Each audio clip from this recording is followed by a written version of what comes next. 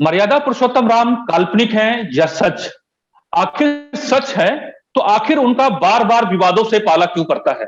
और सवाल यह भी पैदा होता है कि जिस ऊंचाई को प्रभु श्री राम ने को पाया है, जिस ऊंचाई को, वो ऊंचाई उनके जीवन कथा को शब्दों के जरिए जिन महर्षि ने, जिनका महाकाव्य जिन्होंने लिखा है, वो वाल्मीकि, महर्षि वाल्मीकि हैं, आखिर वो क्यों पीछे छूट जाते हैं? उनकी चर्चा क्यों नहीं हो पाती है? और आखिर समाज में जो जिस तरह की बात या फिर कहां से वो बात निकलती है, जहां को लेकर, जिसको उदाहरण स्वरूप मान करके समाज में भगवान राम, महर्षि वाल्मीकि के लिखे हुए रामायण पर जो है वो सवाल उठते हैं। हम इन्हीं प्रसंगों की चर्चा करेंगे। हमारे साथ हैं एक विद्वान हैं, डॉक्टर सुशील कुमार पांडे, साहित्येंदु जी हैं। तो सबसे पहले स्वागत है आपका डॉक्टर सुशील कुमार पांडे जी। मैं चाहूंगा कि एक बार वाल्मीकि के राम कार्यक्रम में आप अपना परिचय खुद दे, क्योंकि जब मैं आपके परिचय के बारे में पढ़ने लगा तो आपने काफी कुछ रिसर्च किया है, जिसमें रामायण को लेकर के भी है और साहित्य पर काफी कुछ रिसर्च किया है, और आप गोरखपुर यूपी के से रहने वाले हैं। तो मैं चाहूंगा कि एक बार परिचय आप खुद हमारे दर्शकों को दें।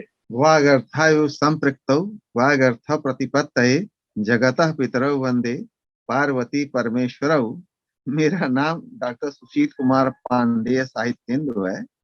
जन्म गोरखपुर जनपद में हुआ और मैंने अध्यापन कार्य 1973 से 2015 तक संत तुलसीदास स्नातकोत्तर महाविद्यालय कादीपुर सुल्तानपुर में संस्कृत विभाग में अध्यापन किया।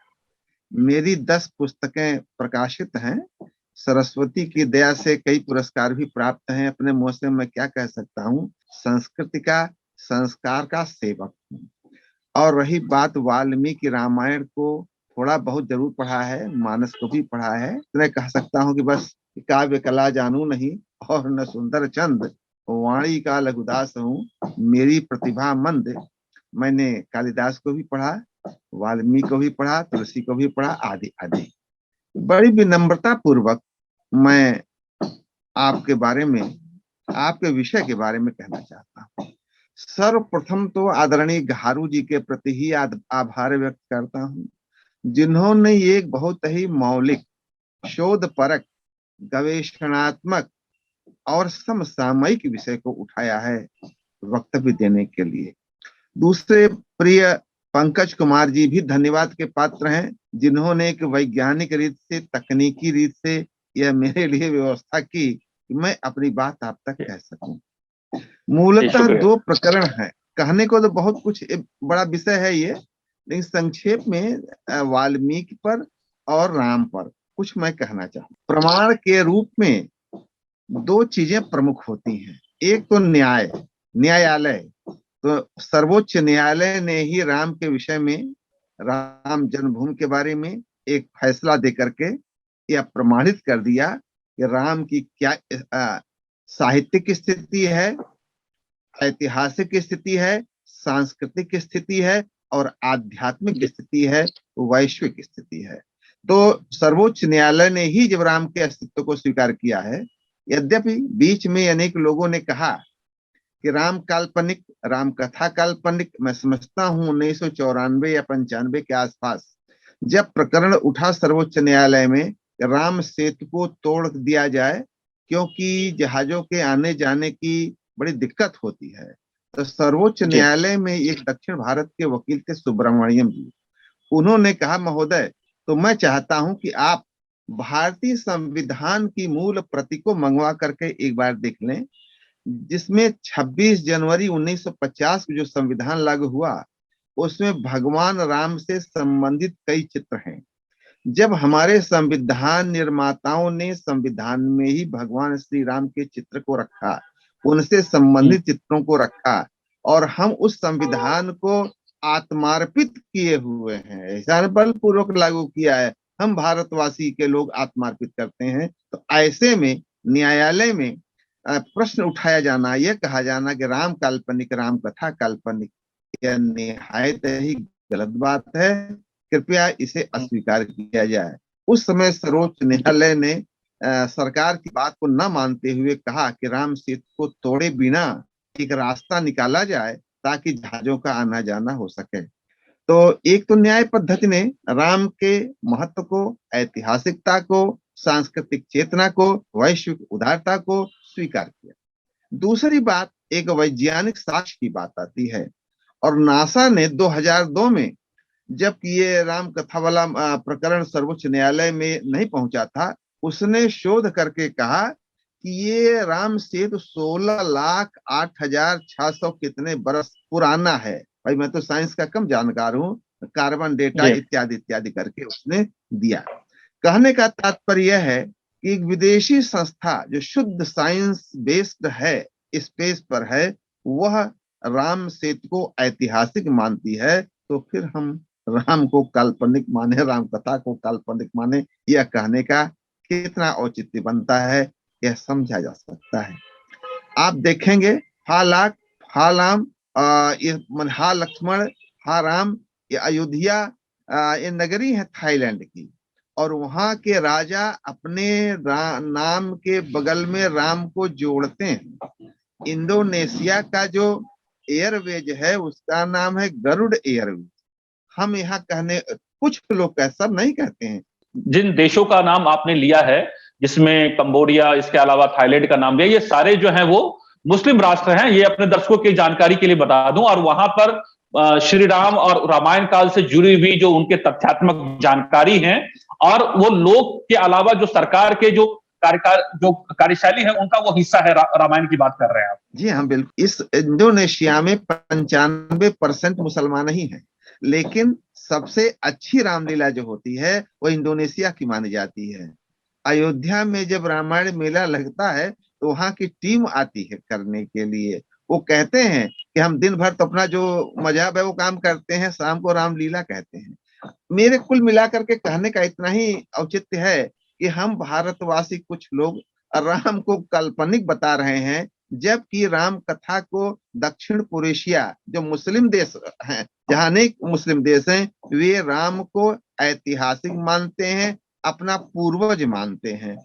इंडोनेशिया में तो एक स्थान बाली द्वीप है, वहां पर अगस्त की बड़ी बड़ी प्रस्तर प्रतिमाएं मिली हैं। वे अगस्त को अपना गुरु मानते हैं, अगस्त गोत्रीय कहते हैं, और राम को वे भारत नायक मानते हैं। विनम्रता पूर्वक मैं कहना चाहता हूं कि राम एक ऐतिहासिक सांस्कृतिक पुरुष हैं, और सबसे बड़ी बात, राम के चरित्र की चर्चा में थोड़ी देर बात करूंगा, कोई वाल्मीकि की भी चर्चा कर लेना चाहूंगा, उन पर भी ढेर सारे प्रश्न उठते हैं। राम का वाल्मीकि के राम के बारे में मारीच ने कहा, मारीच तो राम का शत्रु है और रावण का मामा था। रावण जब पहुंचता है मारीच के पास कि राम के विरुद्ध ऐसा ऐसा करना है, तो कहता है राम विग्रहवान धर्म, राम तो धर्म के विग्रह है। बैरे हूँ राम बड़ाई करही, राम की बड़ाई तो बैरी भी करते हैं, शत्रु भी करते हैं, मारीच भी करते हैं। लेकिन पता नहीं क्यों आजकल के कुछ कपोल कल्पित विद्वानों को यह समझ में नहीं आ रहा है कि भारत की पहचान विश्व में अगर किसी से है तो श्री राम से है।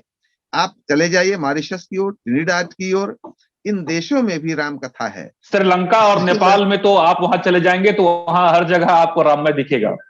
सारा मैं तो वही समय भाव के कारण कहाँ कहाँ की चर्चा करूं। आपको ज्ञात होना चाहिए मान्यवर कि विभीषण श्रीलंका की संसद में बताते हैं कि विभीषण का चित्र लगा हुआ है, वे उनको अपना आदि राजा मानते हैं, और अनेक स्थल राम कथा से संबंधित आज भी वहां हैं। दूसरी बात मैं जो कहना चाहता हूँ आदि कवि वाल्मीकि के विषय में, भाई आदरणीय घारू जी, पंकज जी के माध्यम से मैं विद्वानों से अपील करना चाहता हूँ कि मैंने 2-3 पुस्तकें आप स्वयं देखें। डॉक्टर राम शरण गौड़ जी दिल्ली के ही हैं और दिल्ली लाइब्रेरी से जुड़े हुए हैं। उनकी एक पुस्तक है पुराण कथा कोश, बड़ी चर्चित है, प्रशंसित है, पढ़ करके। इतिहासविदों में एक नाम आता है डॉक्टर राजबली पांडे का, यह भी अपने समय के महापंडित थे इतिहास की, संस्कृत के, पुरातत्व के। मैं इन दोनों ग्रंथों के आधार पर आपसे निवेदन करना चाहता हूं कि वाल्मीकि के बारे में ये कहा गया है, इन दोनों ग्रंथों में कहा गया है कि वे ब्राह्मण कुल में पैदा हुए थे। फर्क इतना था कि उनकी संगति कुछ भीलों से हो गई, किरातों से हो गई, और भील और किरातों की संगत के नाते उन्होंने पक्षी मारना या चोरी करना वह करना शुरू कर दिया। और कालांतर में जब सप्तर्षियों से इनका संपर्क हुआ और सप्तर्षियों ने इनसे कहा कि आप ऐसा क्यों करते हैं, तो इन्होंने, आप सब कथा लोग जानते हैं, मरा मरा करने के कहने के लिए सप्तर्षियों ने कहा। इनके पास मरा मरा कहने भी नहीं आता था। गोस्वामी जी ने बहुत अच्छे शब्दों में लिखा। बताइए, गोस्वामी तुलसीदास हमसे आपसे अधिक पढ़े लिखे थे। राम कथा को, वाल्मीकि को उन्होंने हमसे और आपसे अधिक हृदयंगम किया था। वो खुद घोषणा करते हैं रामचरितमानस के प्राक कथन में, बालकांड के प्रारंभ में, नाना पुराण निगमागम सम्मतम रामायणे निगदितम क्वचित अन्य दोगी।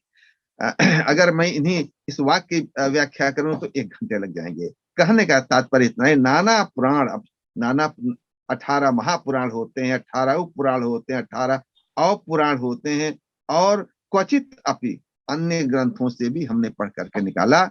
बंदौ मुनिपद कंज रामायण जहि निर्मय सखर सुकोमल कंज दोष रहित दूषण सहित। ऐसा हमारे गोस्वामी जी ने वाल्मीकि के बारे में कहा।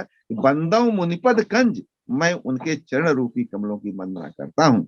एक सवाल जो मनस्थिति में जो पैदा होता है, जैसे आपने कहा कि महर्षि वाल्मीकि खुद जो है वो ब्राह्मण कुल में के थे, क्योंकि उनकी संगत कुछ ऐसे असामाजिक या फिर यूं कहें कि जो बुराई के जो है समाज में बुरा माना जाता है, उस तरह की उनकी संगत हो गई। तो उनके वजह से उनकी कहीं ना कहीं, क्या आज जो समाज में उनको लेकर के कहीं वो ओबीसी में आते हैं, कहीं वो समाज के जो है शूद्र जैसे आप कहते हैं कि कहा जाता है, तो इस तरह की जो विभेद या इस तरह की जो अंतर दिखती हैं, और यही बात वाल्मीकि रामायण में, यही तुलसीदास उनको ब्राह्मण लिखते हैं। तो ये आज के समाज में भी तो बहुत सारे लोग गलत कार्य करते हैं, लेकिन जातियां तो उनके साथ बंधी रहती है, चाहे वो कितना भी घनघोर पापी क्यों ना हो। तो ऐसा क्या महर्षि वाल्मीकि जी के साथ हो गया कालांतर में, है ना, या पूर्व में, कि उन्हें जो है वो ब्राह्मण कुल का होने के बावजूद भी उनका आज देखते हैं कि एक तरीके से उनको बहिष्कृत किया गया है। ब्राह्मण कुल में या विद्वान के घर में रैदास के चित्र जरूर मिलते हैं। अब भले वो किसी वर्ण में उत्पन्न हुए हों, लेकिन उनके कर्म तो अच्छे थे।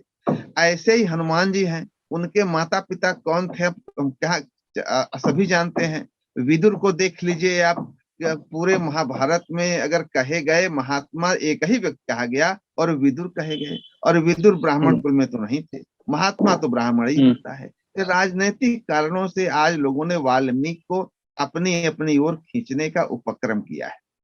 मेरा जो मत है, जहां तक भाई मैं समझ पाता हूं, राजनैतिक संकीर्ण मानसिकताओं से हट करके वाल्मीकि को सोचना चाहिए, समझना चाहिए। उन्होंने एक ऐसे व्यक्तित्व को हमारे सामने खड़ा किया जो शारीरिक रूप से भी, मानसिक रूप से भी, सांस्कृतिक रूप से भी राम के रूप में भारत का गौरव है। आप ये कह रहे हैं कि ठीक है, अभी राजनीतिक मतांतर की वजह से भले ही सभी लोग अपनी अपनी जातियों के हिसाब से उसे खींचते हैं, लेकिन वाल्मीकि रामायण में और जो कालिदास के रामायण है उनके हिसाब से जो महर्षि वाल्मीकि हैं वो ब्राह्मण कुल के थे। बिल्कुल सही कहा। देखिए, हम वाल्मीकि आज 100 साल 50 साल के पैदा है नहीं, 200 साल 300 साल के हैं नहीं, ये गारंटीड कोई कुछ कह सकता है।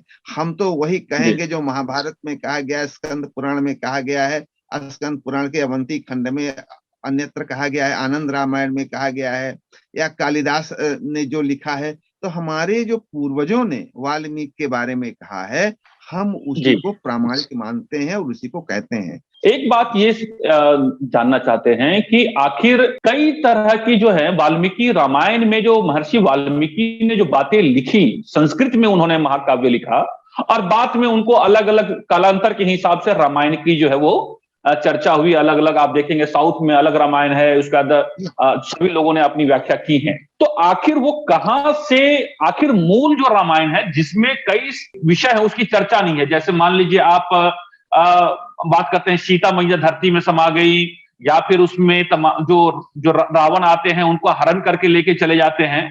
ये तमाम तरह की बात जो वाल्मीकि अनुसंधान करता है कि उसमें इन तमाम तथ्यों की कहीं चर्चा नहीं है। तो आखिर ये कहां से ये, और उसी को आधार बना करके जो दूसरे जो राजनीतिक हो, चाहे सामाजिक हो, चाहे या फिर विदेशी साजिश का हिस्सा हो, जिसमें रामायण को और राम को नकारने की पूरी कोशिश की जाती है। और अगर राम नकारे जाते हैं, महर्षि वाल्मीकि नकारे जाते हैं, तो वाल्मीकि जो अभी जो मौजूदा समाज है, जो महर्षि वाल्मीकि को अपना गुरु मानता है, अपना आराध्य मानता है, और पूरा समाज जो है उनको आराध्य मानता है, तो वो भी एक तरीके से नकारे जाते हैं। तो एक तरफ वो वाल्मीकि जी को स्वीकारते हैं, दूसरी तरफ जो मर्यादा पुरुषोत्तम राम है उनको एक तरीके से नकारते हैं। तो ये कहां से ये आपको लगता है कि लोग मूल रामायण नहीं पढ़ रहे हैं, उसकी वजह से ये सब हो रही है और लोग जवाब नहीं दे पाते हैं? मैं इसके लिए इतना कहना चाहूंगा, 10 सितंबर 1949 को भारत की संविधान निर्मात्री परिषद में एक प्रश्न उठा, भारत की राजभाषा क्या हो।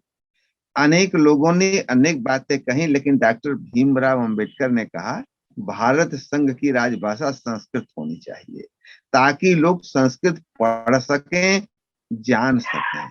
अनेक लोगों ने डॉक्टर अंबेडकर को भड़काया कि संस्कृत वालों ने और ब्राह्मणों ने तो आप लोगों का बड़ा नुकसान किया है, लेकिन उन्होंने कहा नहीं, भारत की अस्मिता अगर है तो संस्कृत से है और उसके क्या कहते हैं मूल सद्भावना से है। एक प्रकरण। दूसरी बात मैं कहना चाहूंगा, ये तो लाखों वर्षों की बात है और आप जानते हर काल में कुछ न कुछ विरोधी होते ही रहे। अब हम किसका नाम लें और किसका नाम न लें। आप जैनियों की भी राम कथा पढ़ें, बौद्धों की राम कथा पढ़ें, तो उनमें राम कथा को अनेक प्रकार से विकृत करके प्रस्तुत किया गया है। कहीं कहीं तो राम और सीता को बहन बताया गया है, किन्हीं किन्हीं जैनियों बौद्धों के ग्रंथों में हनुमान और सीता को बहन बताया गया है। हम ऐसे लोगों के बारे में कोई जवाब नहीं देते, कोई टिप्पणी नहीं करते। इतना मैं कहना चाहता हूं कि राम की योग्यता और वाल्मीकि की सांस्कृतिक प्रतिभा ने पूरे भारत में, कृतिवास रामायण आप पढ़ें, दक्षिण भारत के रामायण, शायद ही भारत का कोई ऐसा प्रांत है जहां रामायण प्रचलित नहीं है अपने अपनी भाषा में। तो विरोध करने वालों ने अपने स्वार्थ के लिए इसका विरोध किया, इसको विकृत रूप दिया। और दूसरी बात, अच्छा डॉक्टर साहब, जी आपकी बात पूरी कर लें आप। 4 कोस पर पानी बदले 8 कोस पर बानी। तो भाई एक ही बात जब कही जाती है तो वह अन्यत्र तक पहुंचते पहुंचते किसी दूसरे रूप में, किसी तीसरे रूप में हो जाती है। और मूल वाल्मीकि रामायण है जहां पर उन्होंने हम उत्तरकांड को प्रक्षिप्त मानते हैं, उत्तरकांड को प्रामाणिक और विद्वान नहीं मानते हैं। वहां तक के ही कथानकों को लिया जाए। जब वाल्मीकि ने अपने मुंह से शंभू के बारे में कुछ नहीं कहा तो अच्छा एक बात और मैं निवेदन करना चाहूंगा, आप सब विद्वान हैं, समझदार भी हैं, पढ़ते हैं, और वाल्मीकि राम के समकालीन थे और वाल्मीकि ने राम के सारे प्रकरणों को, प्रसंगों को अपनी नंगी आंखों से देखा था, अपने कानों से सुना था।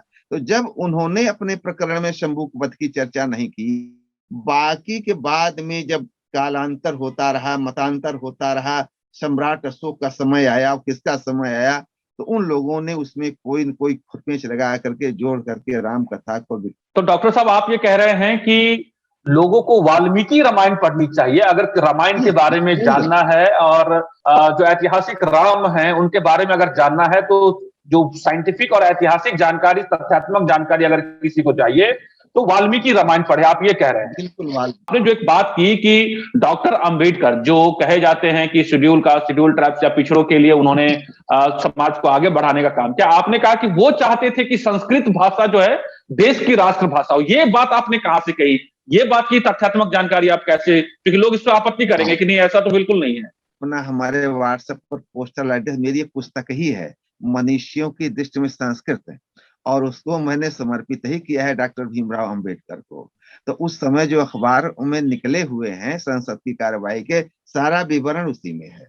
अच्छा। मैं यहाँ से थोड़े कोई अपने मन से बात कह सकता हूँ। और भी डॉक्टर अंबेडकर के बारे में इतना ही नहीं, उन्होंने कहा कि जब मेरी बात नहीं सुनी जा रही है तो मुझे रहने की आवश्यकता क्या इसमें है। तो अनुच्छेद 351 भारतीय संविधान का अनुच्छेद 351 आप देखें, उसमें लिखा हुआ है हिंदी की शब्द संपदा को समृद्ध करने के लिए प्रमुख रूप से संस्कृत गौण रूप से 8वीं अनुसूची में वर्णित भाषाओं के शब्दों को लिया जाएगा।